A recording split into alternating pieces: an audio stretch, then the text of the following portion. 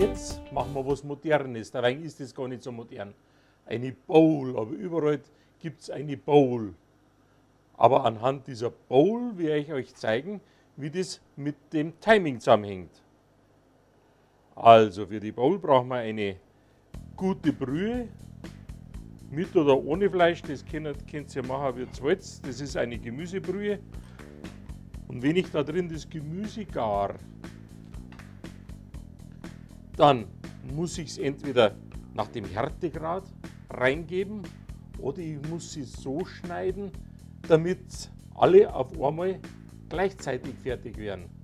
Am besten ist natürlich immer, wenn es ganz fein ist. Wie hier habe ich jetzt Karotten, Lauch, Sellerie, ein Ingwer, Zwiebel, einen Knoblauch und einen Brokkoli.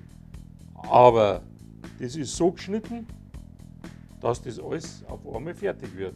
So, und jetzt geben wir diese ganzen Sachen auf einmal rein. Bis auf den Chili, den der wir nicht rein. Nicht, dass man da einer drauf beißt. Weil den Chili, den wir in Form von Sweet Chili da rein. Und weil so eine Bowl meistens ein bisschen asiatisch angehaucht ist, gibt es irgendeine Sojasauce-Zubereitung. Dann braucht man natürlich das richtige Maß an Salz und Pfeffer.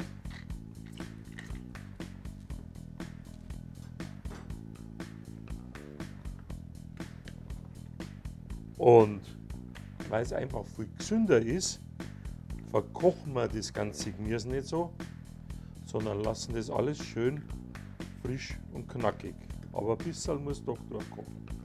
Ihr könnt natürlich noch asiatische Gewürze mit dran nehmen. Currypaste, je nachdem wie scharf das schmeckt, alles kein Problem. Aber heute geht es ums Timing.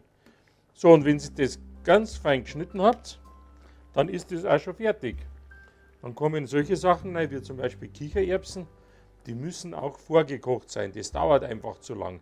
Das kriegen wir sonst nicht. Entweder ihr kauft fertige in der Dose oder ihr weicht es ein und kocht es dann.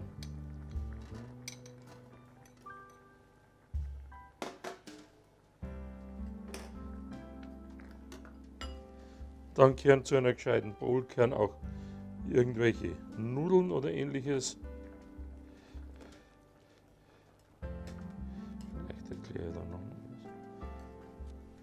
So, und die ganz frischen Sachen, wie zum Beispiel so einen geschnittenen Romana-Salat, das kommt ganz zum Schluss rein und wird bloß noch einmal mit aufgekocht.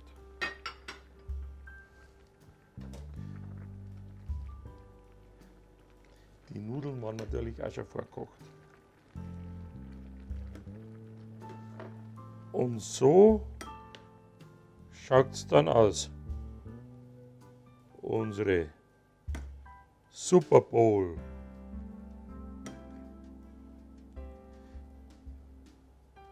So, und jetzt wünsche ich euch viel Spaß beim Nachkochen. Lasst es euch schmecken, den Super Bowl, und immer schön gespannt sein, was es als nächstes gibt. Servus beieinander, sagt der Johann Barsi.